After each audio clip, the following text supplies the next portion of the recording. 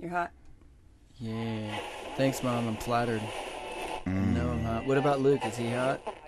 Not as hot as my baby. Oh, I know, right? Dan, you should be salty. Nothing gets me harder than a mother's love. Wow. We're starting off like that? Sorry, Mom. Hey! No bait. I told her she wouldn't listen to it, so I told her. She's like, oh, it's what it goes. This ought to be very interesting. Thanks for tuning in to another episode of Yin and Yang with your lovable host, Not So Normal Norman, the sober one, and his incredible superhero, almost godlike mother, Kate. I just made that up off the top of my dome. Domey. I domed it. We're both sober, the shit out of that.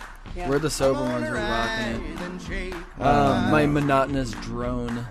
It sounds really monotonous when I hear it. I should start talking in funny voices.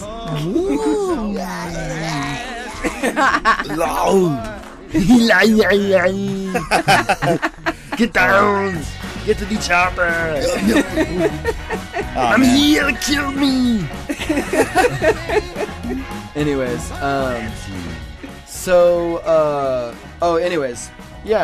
the focus of this show is to bring addiction and mental health conditions to the forefront of conversation in our society. There's a palpable stigma surrounding these issues, and by opening a dialogue, we hope to get people actively discussing issues important to their mental health well-being. All the information shared on this podcast is strictly opinion. We are not doctors, nor do we have degrees related to the subject matter. What does qualify us to give opinions on this issue is experience.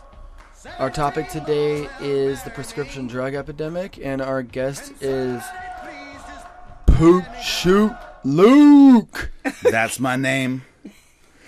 Oh, it's not a great name, but, you know. It's kind of like a play on Cool Hand Luke, you know? It is, but, you know, shittier. This is actually... No, we were in here doing sound checks. I had an issue with my equipment, and Luke was trying to help me out, and we recorded this. Hey. You all better fucking listen to the intro again. Oh, God damn it. I'm like playing the clip, but we're playing the intro on the clip, so I'm like, why is this song shouldn't be playing too? Okay, here we go. Hey out there in podcast land.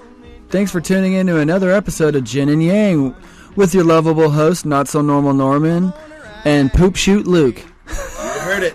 Poop it in the chute. He likes to put it in her poop chute. Straight to the poop chute. Her poop chute.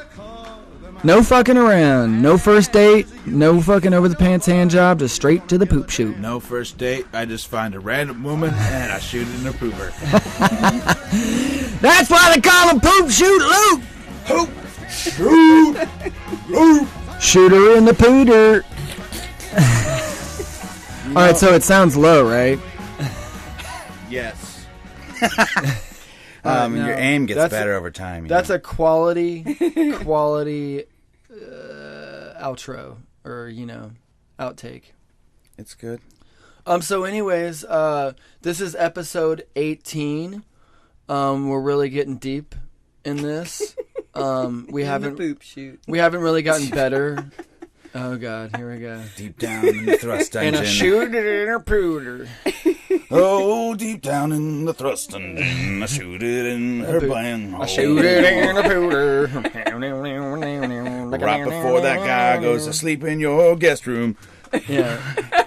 Are we supposed to be serious? I don't Because know. this is not serious. Well, sometimes it's good to be serious. Sometimes it's good not to be serious. So our guest is, he's an old friend of mine. I met him over 6 years ago, if you can believe it, in an audio engineering class where we were learning stuff about recording music. We were learning how to get a degree in a field where you make absolutely no money. I think was what we were trying to accomplish, right? Trying to make money with a dream. That's what I would say. It's like turning a dream into money. And that never happened really for either of us. I actually got a job doing it, and I made no money. That's how I know firsthand that there's no money in that field. Or not enough to support even yourself, really. Yeah. But anyways. That's not depressing or anything. Yeah. We're here. Thanks, buddy. We're here to talk about butts. Prescription drugs. Yeah. Blue and yellow, purple pills. This is that Eminem song, you know? Yeah, it is. I have a couple downers, but nothing compares to these blue and yellow, purple pills. It's Eminem. He loves scripts. I found another song about pills, but it's called "The Pill" by Loretta Lynn, and I'm not thinking it's the same type of pills. It's not. Let's give this song a little gander here. Hold on. You wine me and dine You wine me and dine when me. I was your girl. Promised if I'd be your wife, you'd show me the world. But all I've Fucking seen slide of guitars, this like, old But then he said, just make sure you're on the pill. Cause if I need to get the hell out of Dodge, I want to say peace out, it's been real. I don't know. is a bed and a doctor I think a pill is also, I heard it as an expression for just a kind of dead of a person. Cause now I've got the pill. Actually, there's all kinds of prescriptions we can. Well, let's get into I've it. stayed Let's at get home. into. Obviously, Loretta Lynn's talking about a birth control pill, I think. He's like, you gotta take these Which is a antibiotics whole- for your gonorrhea. Which is a whole nother kind of pill. I think if you're going to be popping pills, you also need to be popping the pill, because The Pill was huge. So you're saying when it among all came the out. drugs they yeah, take, how was that when that happened? When did it come out? In the 50s or 60s? I don't know when it came out, but I mean it was just absolutely huge. I mean, talk about free love. I mean, dropping loads. You know what I'm saying? I'm thinking about all the married women who don't want to have a baby Oh, every yeah, time they that. have freaking sex. It also, it Or freaky also sex, regulates your whatever. period. All of them. Some women have very painful, or Yeah. uncomfortable periods. Yeah, That's God punishing them for being horrible people. Wow, that's a as joke. all disease is. That's a joke, Yeah. people. Like, don't think I'm a woman basher at all. I don't. I want to say I love women. I love my mom. No, I well, lo- I mean, AIDS is the reason that came to condemn gay people. Oh yeah. Yeah, Really? Yeah. Hey, some preacher came door to door and told me that, so it must be true. Really? Oh my god, it must be. We're in Illinois, Michigan, Arizona. Really, a preacher came to your door. Yeah, he was going around the neighborhood. What year? 1988. Really? Yeah, He came to your door and he was gay bashing. yeah. Wow, He's- that's Those gays. No, aggressive. He was helping spread the word. And because he was a scientist and actually knew the scientific evidence behind it. Well, I had a good comeback for him. What? I said, "Is God punishing the monkeys too?" I He said, fucking "What?" hope so. And I said, "Well, the virus started in monkeys, and then when people were eating the monkeys, they got the disease from them. So is God punishing the monkeys?" He said, Well, monkeys. I never heard Well, that. monkeys aren't human. They don't go to heaven anyway. Yeah, so the Bible says we own them, so fuck it. That's what the Bible says. So, anyways, we're talking about prescription drugs. One thing I found interesting was that Oregon is the worst state for prescription drug abuse. We're at number one. And that's not a good thing. Oh. At least last time I checked. Or for over-prescribing drugs. You know what I mean? Overprescribing. That's what they're doing. Like they're just Right. handing out prescriptions drugs? willy-nilly. Which is really dangerous. Yeah, any drugs. Well, especially ones, painkillers and stuff like that. Because it's like you get injured and they're just like, oh, here's some opiates. And I find it funny because they ask you all these questions. They have you fill out a thing beforehand saying like, oh, do you have a history of addiction in your family? Are you an addict? And I filled all that out. I was like, yeah, I actually am a recovering addict. There's addiction in my family. And they're just like, here's some opiates. Okay. Huh. But yeah, it says Oregon has been named the worst state for prescription drug abuse in the nation. According to this organization's list of things each state is the absolute worst for.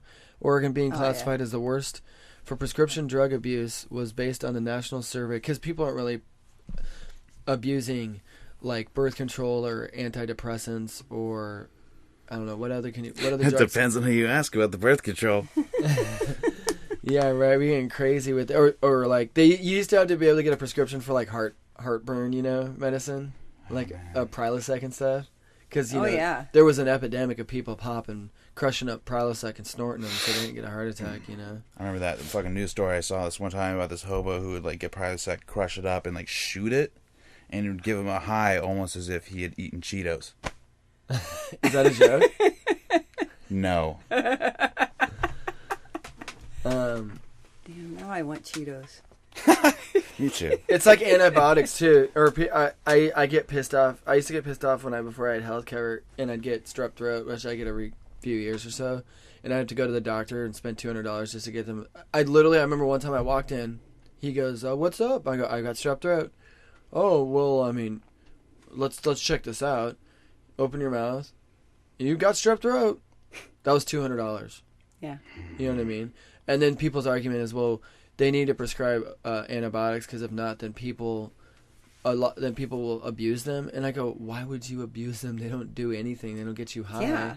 No, they said they think OCD people and stuff would be taking them to prevent getting sick or something. And I go, hey, oh, man. thinning the herd. That's dangerous. That's called natural selection, right there. Oh, shit, I'm not buddy. stupid. I'm not going to take antibiotics unless I absolutely need to. Yeah. So, and it's not going to hurt you. Like, let's say you think you have strep throat and you take antibiotics for a few days. It's not going to hurt you. No, most likely not, unless you have some kind of unknown allergy to, say, penicillin. Oh, it is going to hurt you. Then you might, die. Or something. I don't know what the actual symptoms would be. If you take antibiotics all the time, you I didn't say all the time. I said on accident because he thought you had strep throat or something. Oh, I see. Yeah. Yeah. No, of course, if you were taking them all the time, yeah. And especially women. Actually, that's the one thing that counteracts birth control is antibiotics. Well, no, also allergy medicine. Which is kind of funny because Benadryl, you would think that somebody with a genetic weakness, like Is an that the allergy or having like they're taking antibiotics to kill something because their immune system was weak and they got infected with something, that they would be less prone to get pregnant. But because I'm trying to make a joke here, Is that I true? don't know how. Because what I understood is that it's allergy medicine makes it less effective. Yeah, that's what it is. But bacteria, antibiotics cause yeast infections. No, antibiotics just cause a yeast infection regardless of not if you're taking the pill. Yeah. No, but I think Sometimes antibiotics Make cut down the effectiveness. effectiveness, yeah, which is the whole point of taking the pill. I mean, like, there's a big difference between 70% effective and 99.9. No, that always ticked me off that doctors wouldn't tell you when they gave you a prescription for the pill. And by the way, if you're on any kind of allergy medicine, well, they're starting to do that now. They just give you a bunch of paperwork and say, hope they read it. They have to learn. They have to learn that stuff. You know what I mean? No, I always love this when I talk to people about the pill, or I've heard this quite a few times. A girl will be like, I got pregnant, or they'll be like, yeah, I got pregnant and I was taking the pill. I was like, I always go, well, no, you weren't. You were missing days, or something was up. And they were like, well, I did miss a few days. Okay. So don't say you were taking the pill because you weren't taking it like you're supposed to be taking it. It's not. You can't take it a few days and then not take it and then expect it to work. Like, literally every time I've heard of a girl, or no, they say, well, birth control doesn't always work. I got pregnant while taking the pill. Well, were you taking it like you were supposed to take it? Well, no. Okay, you have a great point. I'm sorry to have insulted your delicate sensibilities. Okay, I think we're getting off topic. Yeah, we are. So anyways, yeah, Oregon is the #1 prescriber. So this is a very fitting topic. Norman drives the bus, but I have the map. Ooh. And I just agreed. Hold on. Oh, I was a little late, but so anyways, whoa. So Luke, how are you doing? Well, pretty good. Only the best I've ever been in years. Really. Nice. Now that I'm here. Luke, Poop Shoot Luke and I went to a Led Zeppelin cover band called Led Zepp again last night, and they were awesome. The guitar player and the drummer, and the singer, they were all shredding it. Yeah, I remember getting right in that pocket between the speakers and hearing it equal balance, perfect sound, really good mix, and damn, those fucking musicians. The vocalist was just like, you close your eyes and it's it like sounded the like Robert ghost Plant. of Robert Plant. Dude, Whoa. was alive. I had chills. The guitar player was on point too. I mean, he was. And I hadn't drank at all, so I was like, that's good. So Whoops. let's get to know Luke a little. He's our guest. Tell us about yourself. You were born in the majestic city of Bakersfield, California. Wrong. I was born in Sacramento and then transported as an infant into Bakersfield and then kept there incubated for like 20 years. So you went from basically a pile of poop to a pile of poop infested with maggots. Yes, I am Bono. Hey, you lived in Bakersfield most of your life? Norm, wasn't your dad born in suppose so. Sacramento? I think Roy Rogers would spend a lot of time in Bakersfield or something like that. One of those country dudes, like Buck Owens. Buck Owens. There we Buck go. Owens. Buck Owens Boulevard, man. No, Bacon actually, and a greenin'. that's a funny story. Thanks for that segue, Mom. My dad thought he was born in Sacramento, and he's been telling people that for decades, and probably putting it on Yeah. all Legal documents. Don't and tell me he was forms. born in Bakersfield. No, he was born in. Like, I'm your dad reincarnated? He was Inverted? He was born in Coronado Island, San Diego. On the naval Cornado? base. That makes more sense.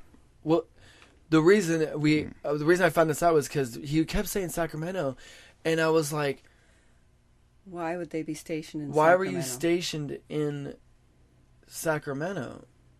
And Gotta fight the Mexicans. and I asked Grandpa. Finally I asked Grandpa, and he was like, or no, I asked Grandma, and she was like, "No, he was born on a naval base." And I go, "The large naval base in San Diego?"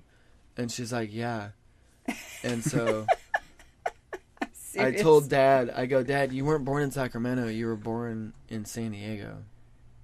And he was mind blown, Yeah. He's been telling people that for decades, because Yeah. he told me that when I was a small child, and he was telling me that well into my 20s.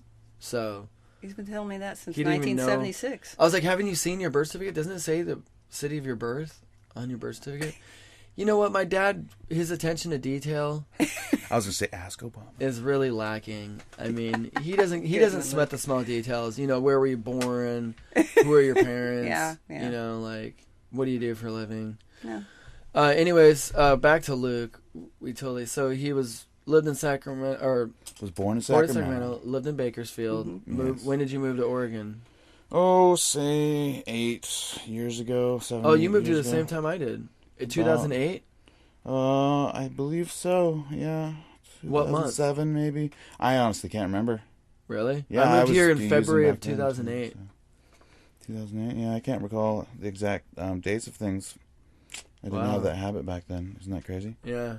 I guess know I don't either. know. I don't know. Yeah. So we moved here basically about the same time, and then we met a couple of years later, and then we became lovers a couple of years later after that. Yeah. In school, And we then used to that hang burned out out. at your house, and Oh, at the Wow House. Remember Yeah, that? play Those fun music. parties.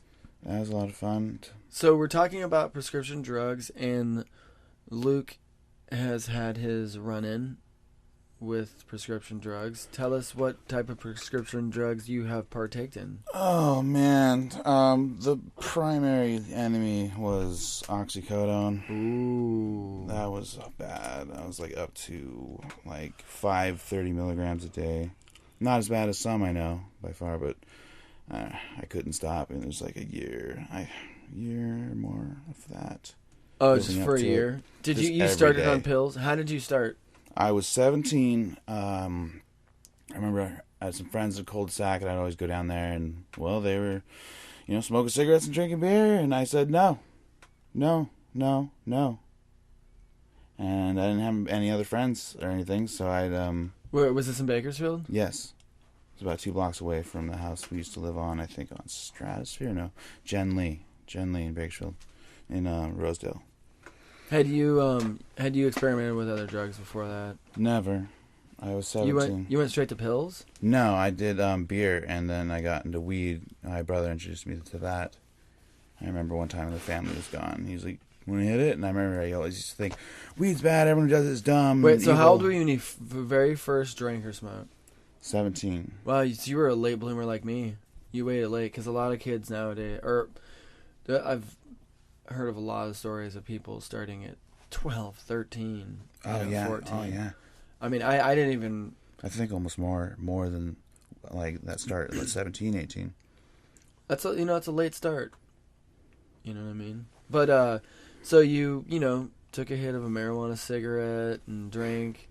Oh, man, that first time, I thought I had turned into Peter Griffin. Really? I thought it was a cartoon. Like, it was just... Peter! But, yeah. Oh, it was so much fun. I just remember thinking, oh, this is what it's like to not be worrying about my fucking family. A lot of people... be able to live. I was watching this documentary, actually, and a lot of them were saying, I wish I'd never been introduced to the opiates or heroin. Because they're like... So I think that's why it's really super important that we start concentrating on prevention and education of youth. I mean, I think I had a whole outline of a class to teach youth. I thought maybe early middle school would be a good time to have a literally an entire semester course on basic psychology, mental health conditions, addiction, and really get into it. Have people come in, like actual doctors, psychologists, board certified physicians, addiction medicine specialists, Dr. Phil. No, not Dr. Phil. Real people, and then have actual ex-drug addicts, or and people come in and say, look, this is just no joke, and really emphasize how much peer pressure, you know what I mean, how important peer pressure is, because it's always it's this peer pressure. The parent can tell the kid, don't do drugs, don't do alcohol, but once they go out there in the world and start partying with their friends and stuff, and they see all their friends having fun and having sex and doing drugs, and they're like, this is awesome.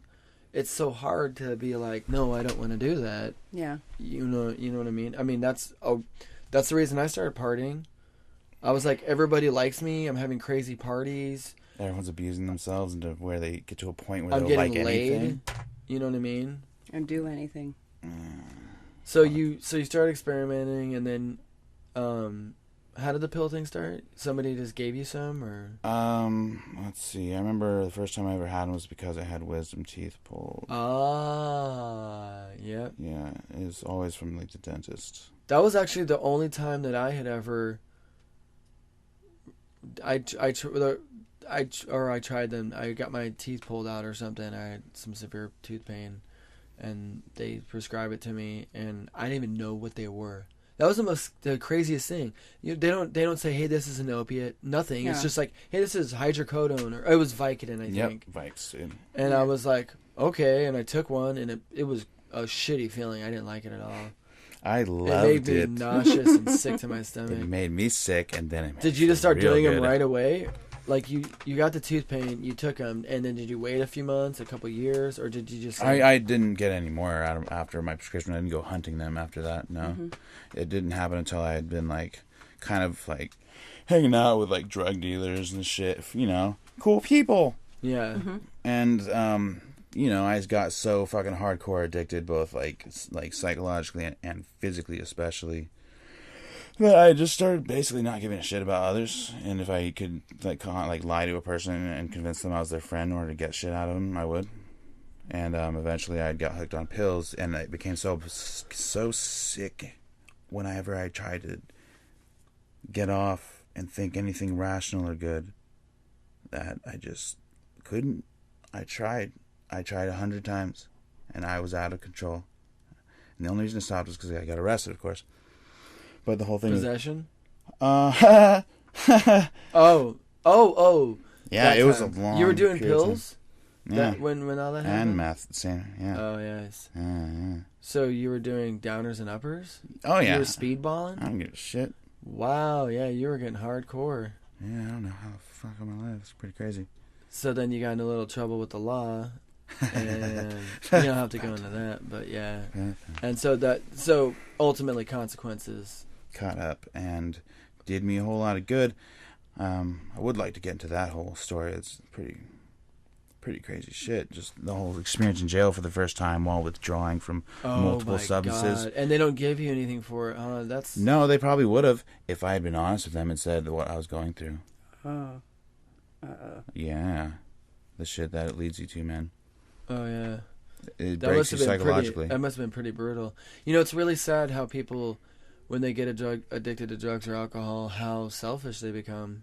You know, and how they just are so consumed with the drugs and alcohol that they don't think about, you know, anybody or anything like at all. I'm honestly convinced it gets to a point where they can't, because the chemicals that are required for empathy are part of that reward system. Oh yeah. Dopamine, serotonin, all that. Your reward system's so screwed up that Oh yeah. You do any activity you like, Mm-hmm. do it the second time, it won't feel as good. Now just whatever, think about that. And apply it to every activity you do. So do you feel like you wish that you would have never been exposed to drugs or opiates at least or meth or man, it's like it has broken me into like where I always want it, always, no matter what. Like the body is just like, that sounds good when I think about it, even though like logically I finally detached from all of that because of all the therapy and shit. Were you working at the time, or were you just trying to find? Were you not working? Were you just like scraping by and trying to find ways to get money just to buy drugs? I was using a woman for her prescription and living with her. Mm-hmm. Okay, no, but you first became addicted in Bakersfield. I first became to painkiller or to the opiates. to opiates. No, it was after I came to Oregon. Oh, really? It was. Yeah. I got my wisdom teeth out here. I got the strong pills here. I remember. So when we were in the audio engineering class together, were you doing any drugs? Well, I mean, yeah, really. You think I wasn't? Besides weed and alcohol and stuff like that. Oh man. Probably from time to time. I have a huge long area that's still some parts are a blur. Yeah. And it takes me a while to the memory recall. The memories are there, but my recall. Drumming. Yeah. And people are gonna be like, "What's that noise?" It's like dong dong dong. That's these knickknacks down here. Word. Mom, do you have any experience with? Actually, have you ever taken any anti-anxiety, anti-depression, medication? I mean, like prescribed to you? Yes, like 5 different antidepressants. When I was like a middle and young adolescent teenager. Oh, really? They were giving me samples, boxes. You never took any anti-anxiety, like benzodiazepines? No, they never gave me any of that stuff. Because that stuff's a whole nother ballpark too of addiction, and they gave me like a Abilify and some other bullshit. Oh man, I got to think about that and get those names out because it just pisses me off so much. Because I don't know if it's necessarily because the drugs didn't work. Then I'm just angry because it's like, oh, someone finally tried to help me, and of course they failed. You know, that kind of shit from like that painful childhood pain. Or if it's just that it seemed like the professional did not give a shit really, and they were pushing something on me, on a child basically who did not know anything.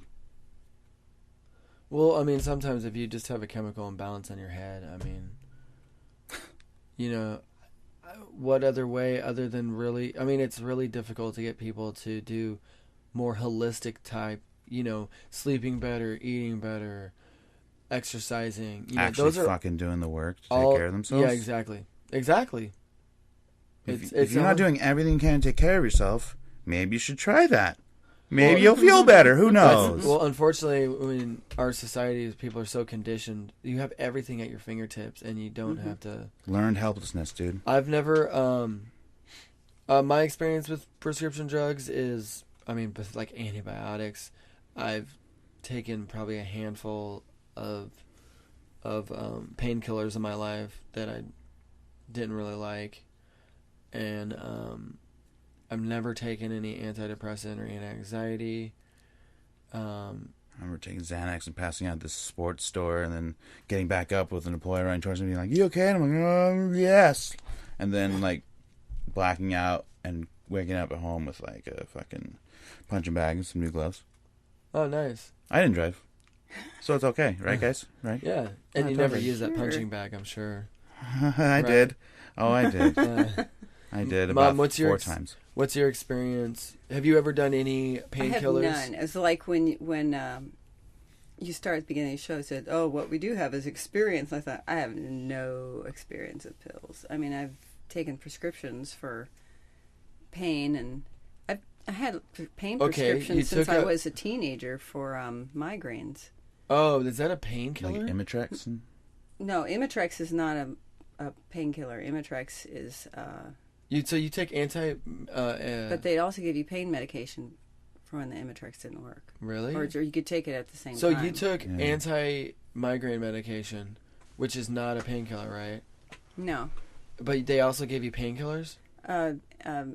Migraine medication is vasoconstrictor. Okay. It makes your blood vessels smaller. Um, Because when the migraine is happening, it expands your blood vessels. So does that mean you'll absorb more or less THC? when did So you the start pain is experiencing migraines? When I was a teenager. Really? Yeah. Like 13. You know, they're doing some interesting study, and they think that's migraines and some forms of seizures and stuff are a result of childhood trauma. Well, most migraines occur in women, and most are triggered By menstruation? yeah, hormones. But you're postmenopausal. Hormone changes. I thought you were going to say men. You don't have hormones in you, or you're I don't have postmenopausal. hormones anymore. Mom. Yeah, which is why. And you're still getting migraines, right? Yeah, but they're not. It's not nearly as bad as it was before. Oh, really? Oh, yeah. That's God punishing you again. That's I mean, right. he's a real asshole. He fucking hates me. But yeah, including the vasoconstrictors, the doctor would also prescribe a painkiller. But hey, you get free drinks when you go to bars. No. So you get a painkiller. Did you ever take those painkillers? Yeah, Okay, so you do have experience with prescription drugs, Mom. I guess I do. What kind of painkillers? Vicodin? Vicodin. Really? Mm-hmm. Okay, that's a... Vrin. Did you ever get You never got addicted, really? No, Do you have a prescription still for them? no, I stopped filling the prescription for the painkillers. How long ago? It was back when I was before menopause. Was it? So like nearly 40 or died. 50 years ago? That's a joke. Yeah. Wait, hold on. I gotta be more... Yeah. Come on, Norm. You're a real... Well, they didn't have prescription drugs back then, let's be honest. You just went to the local wizard. Yeah, Leeches. the wizard, and he brewed you up a batch of, eye of newt, and like, I don't know, what else, what other ingredients did they used to put in those wizard... The spleen of Guatemalan children. Nice. The souls of small African children. Yeah. Oh. And you take antidepressants? Yes, I do take antidepressants. How long ago did you start taking those? I started taking those in 1990. Oh, okay, really? Yeah. And do you feel like they've helped no, you? it wasn't 1990. It was 2000. She's off a whole decade. That's how old she is. 1990 and 2000 are two completely different times, Mom. It was 2000. Okay, and you feel like they've helped you? It's changed my life. Oh, really? Wow. What do you take? Celexa. Oh, okay. A generic version of Have you Celexa. taken- Took that. Have you taken different Favorite versions? Because I know sometimes you'll take one and it doesn't work very No, well. I got lucky. They just gave you Celexa I and gave it's me, worked. and it worked really well. Yeah. You stopped killing great. people. Yeah. That's really Okay. great. You don't hear that Um, too often. I think my problem. I think a big problem with, like we were talking about, how people don't put in the work, like the more holistic method, is they feel like anti-depression and anti-anxiety medication is a quick fix, and they're not combining it with therapy, because Yeah. there's problems. You're taking antidepressant medicine because maybe you had some childhood trauma, maybe some neglect, maybe you were abused, whatever it is, and you're not addressing the issues. So you're just taking a medication to change the chemical balance in your brain, but...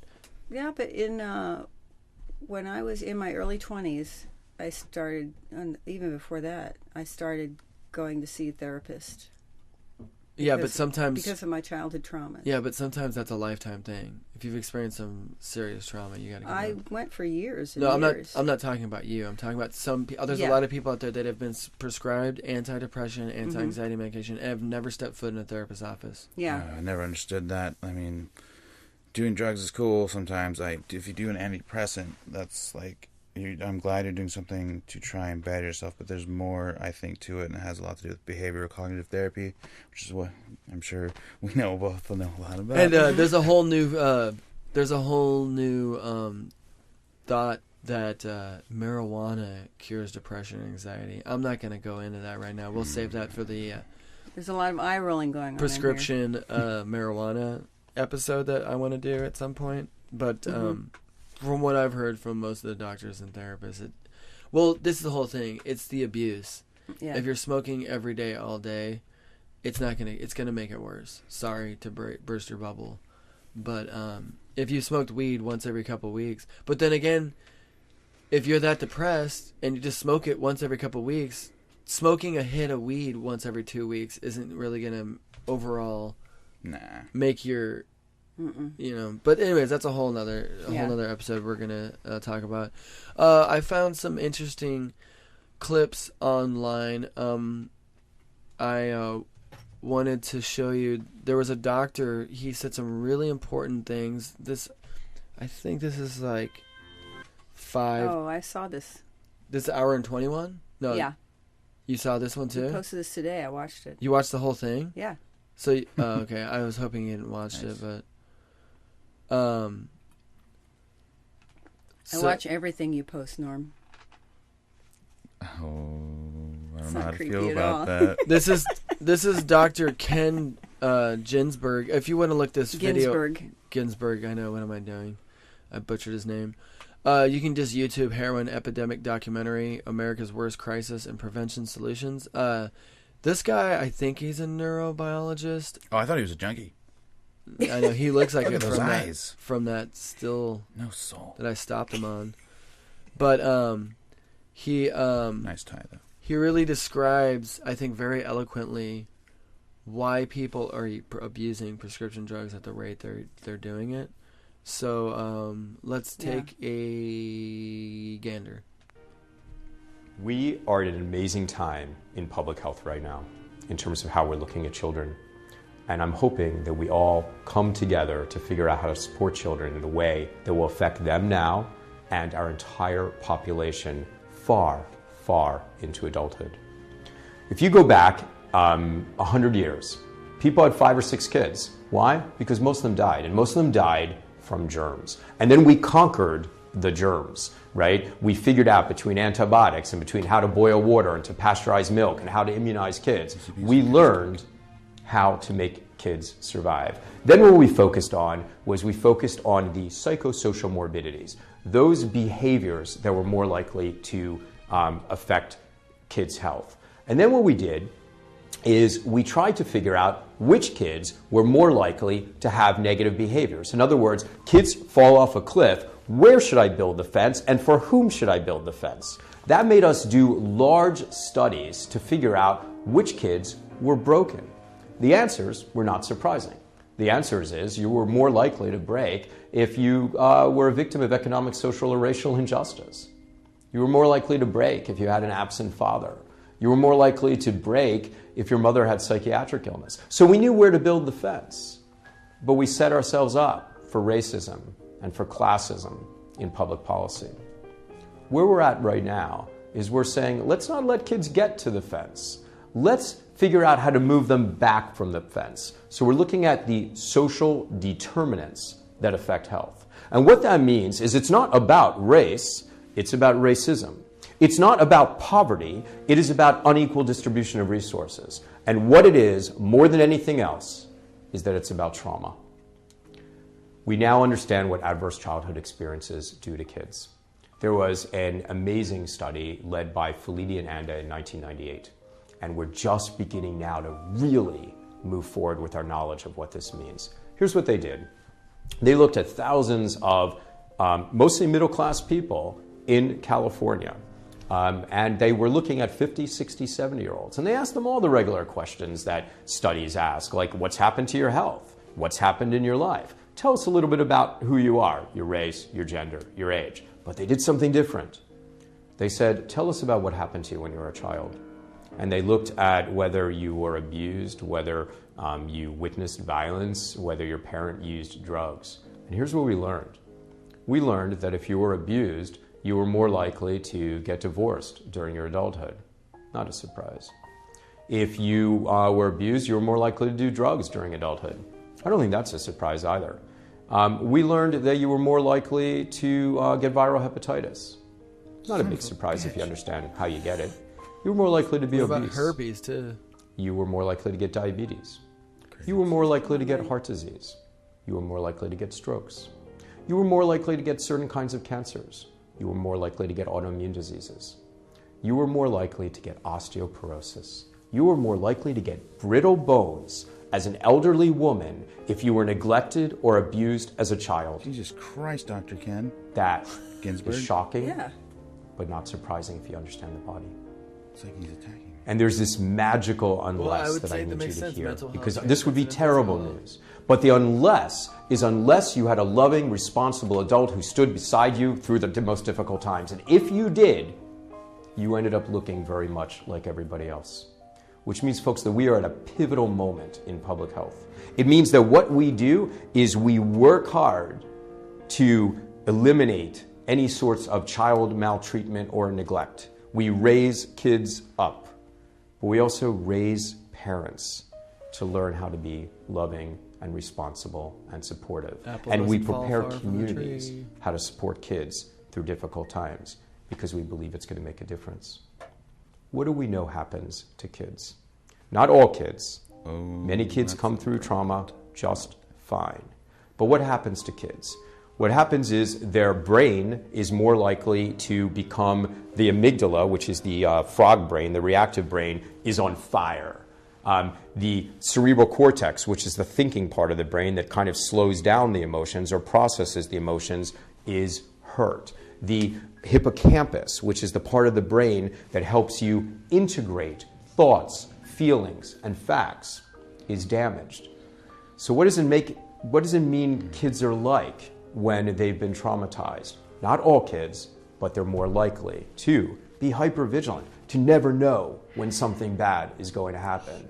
As a result, So this is like when got people that too. when people say, "Oh, when bad stuff happens to you as a child, you should be able." I mean, just forget about it. You're an adult. You make Yeah. your own decisions now. Mm-hmm. Your brain is actually damaged.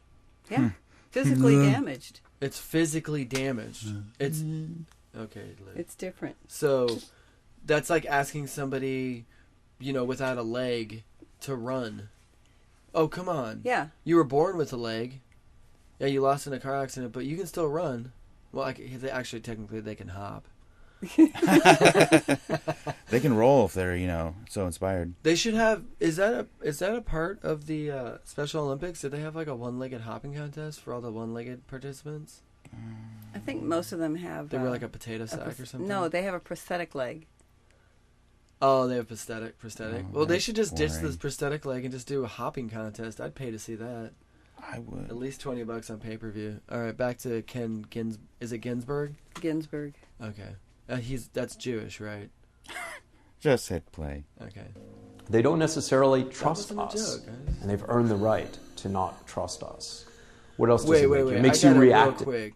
A Jewish doctor? Get out of town. It makes you more likely to be volatile, to snap in a second. Why? Because you had to. What else? It makes you more likely to be dissociative, to zone out. Why?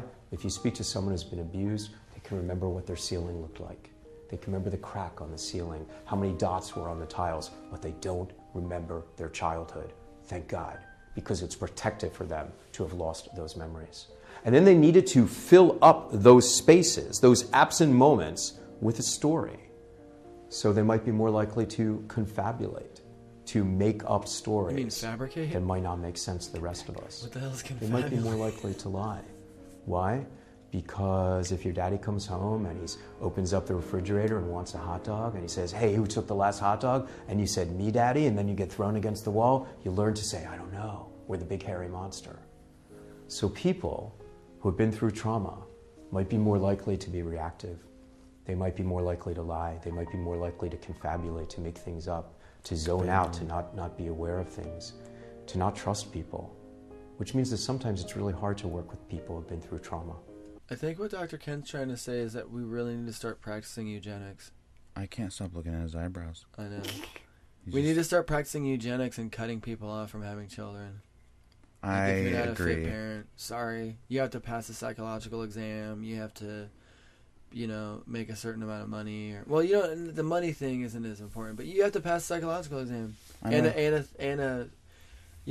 to be of sound mental health, all that kind of stuff. But then people can lie too. People need to stop having kids. They We need could to be the matrix. confabulate. I thought that's what caused kids.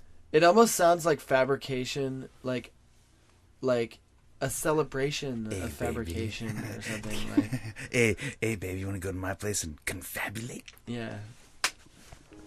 Because, I'm worthy of trust. I'm a sweet guy. How can you be reactive to me?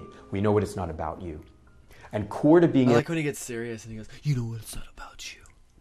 And then it gets closer up to able to love people under any condition is to know what's about you and what's not about you. Core to being able to love is to be able to look at a human being with a different frame, a different lens. So that rather than looking at them with what's wrong with you, you look at them with what happened to you.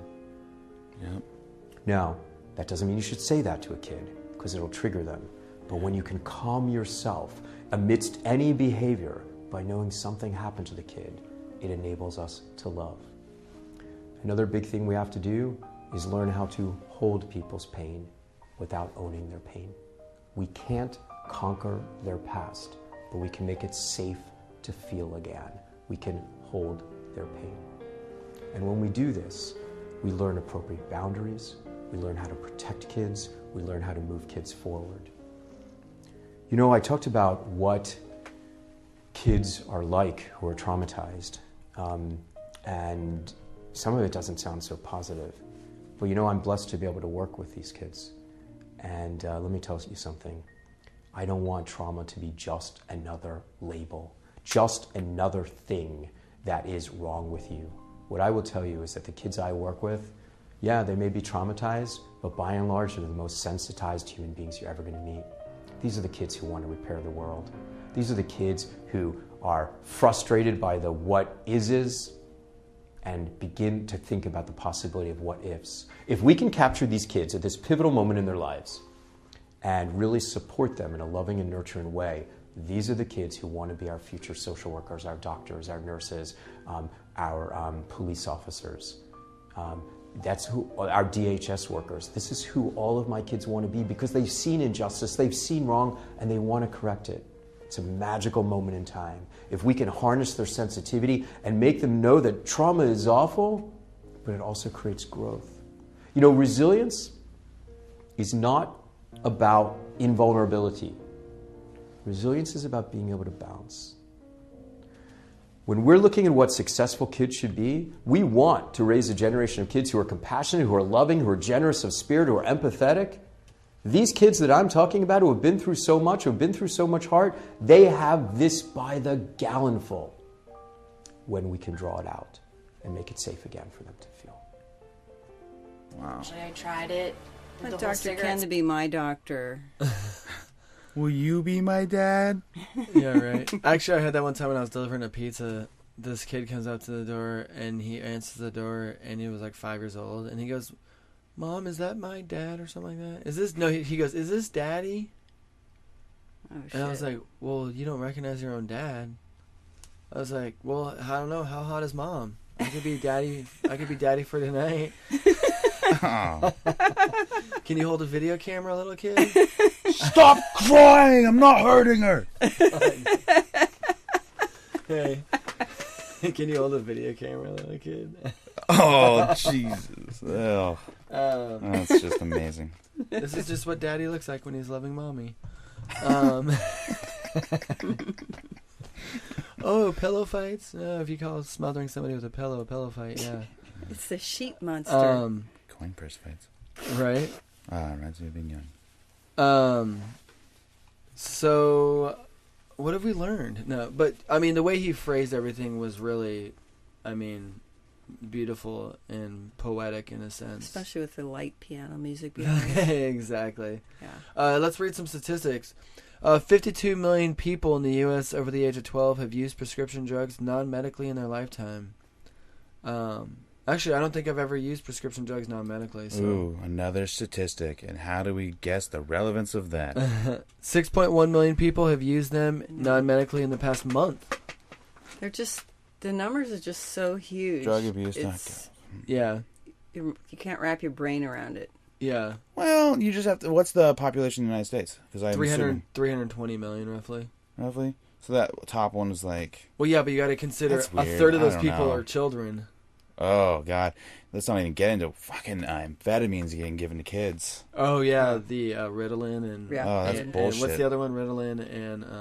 I think it's the same chemical. Yeah, there's another one. But 5% of the United States... Wait... 5% of the world's population consumes 75% of the world's prescription drugs. Whoa. In 2010, enough prescription painkillers were prescribed to medicate every American adult every 4 months for 1 month. Blah, blah, blah.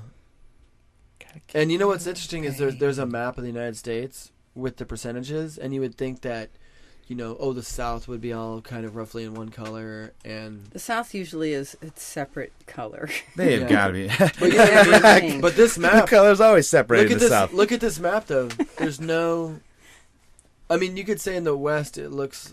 Yeah, there's definitely some It looks trends like- over there. It looks like it's higher in a lot of the Rocky Mountain states, but Why isn't Oregon it's green? really random. You know what I mean? It doesn't look like there's really any rhyme or reason. No trends. Granted, the percentages are so close. Look, 4.46 to 4.79. I mean, really, at that, Yeah. it's marginal. How were prescription drugs obtained? Over 80% were obtained by one doctor. I think we got some fucking doctors that are drug dealers, period. Of course we do. They're starting. I mean, come on. How Yeah. can this not be? This Yeah. is what's causing this. Actually, my therapist told me the federal government is going to be changing a lot of stuff, especially with opiates, Never heard that one. and benzodiazepines and speed type drugs and stuff, Fucking benzos, dude. because they realize the disaster they've created. I hope they're creating more mental health stuff at the same time. Oh, right? Yeah. Yeah, I know. Can it still have those like safe Our- needle trades and stuff? Yeah. Our country, I had a whole thing about this, about what would help, you know, with this prescription drug issue. I'm trying to find some other interesting articles. But anyways, yeah, so I don't even know where to begin with the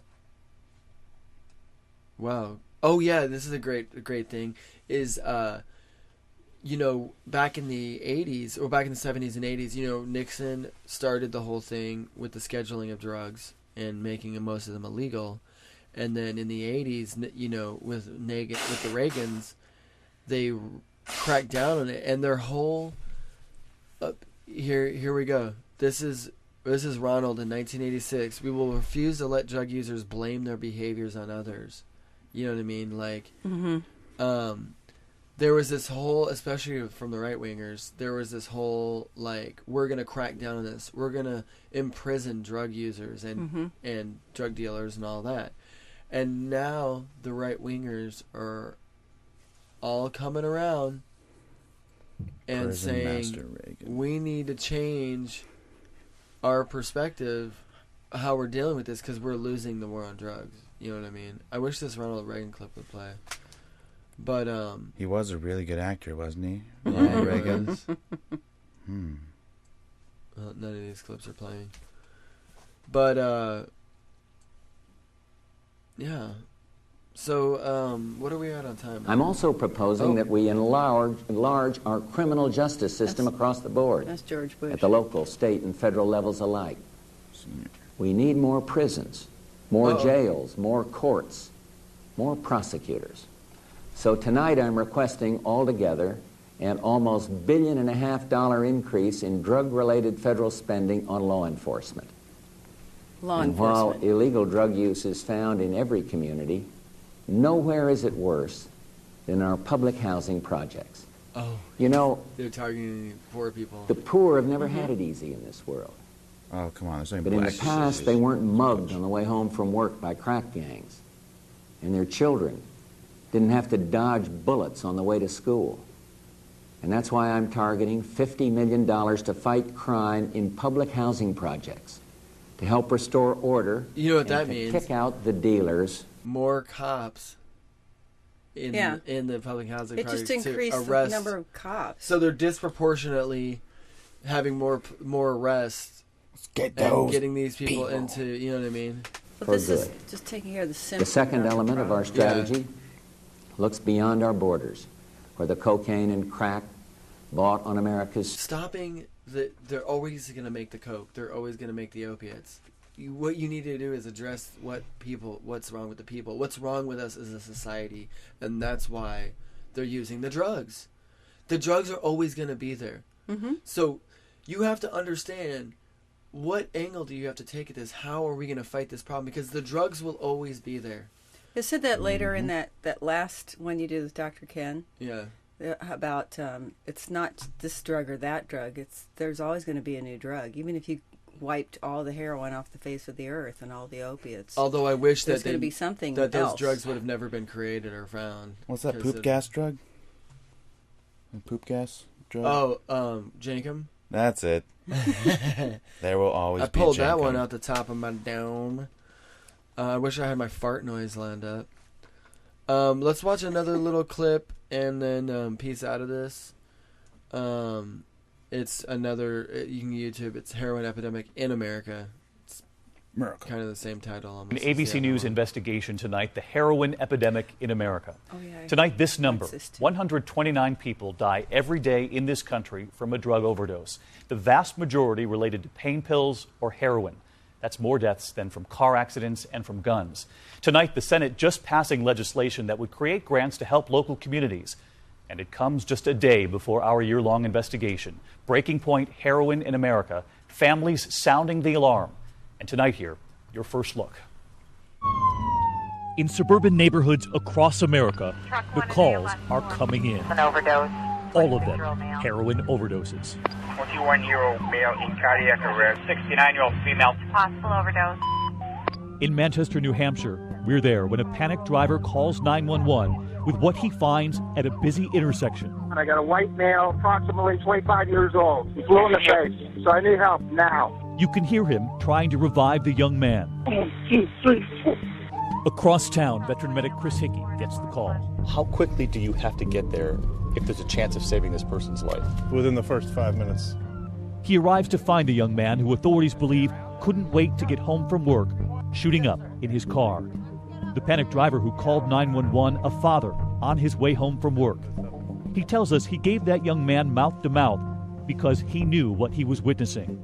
It is everywhere, even in his own home. You know something, I lost my son to a drug overdose. Thank God I didn't have to do what I did for him. I miss him dearly. We need to do something. We have a problem in our country. We have to do something about it. Period.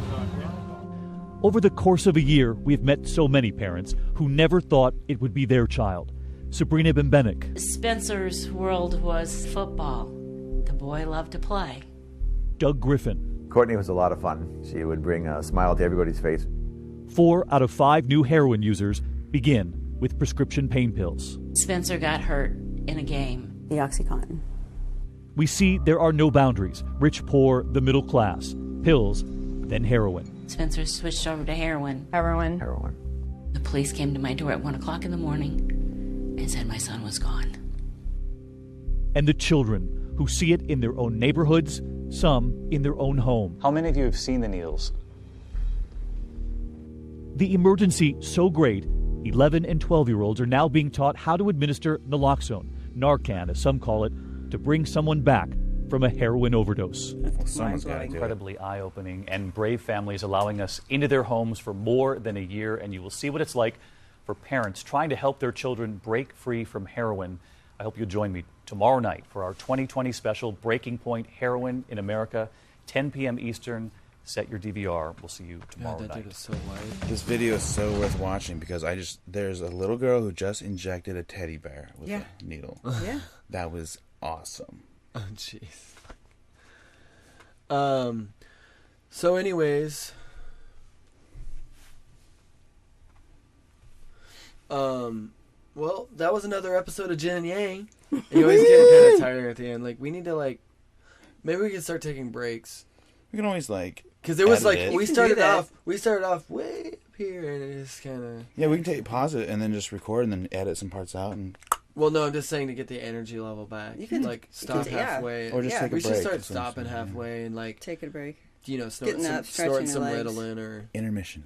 We should snort some Ritalin at intermission. You know, get really amped up. Are you recording this? Yeah. Oh shit. So thanks for tuning in to another episode of Yin and Yang. We may have made light of some serious issues, but if that's what it takes to make it easier for us to talk about them, then so be it. I actually the original or the intro, I almost got it down. I messed up that one little part. After 18 tries. Yeah. Actually, it's more than that because I've said it a million other times than that.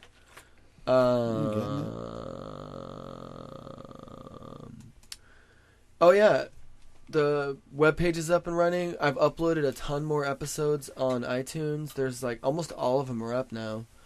You know, you can go to YouTube and Podbean and all that kind of stuff.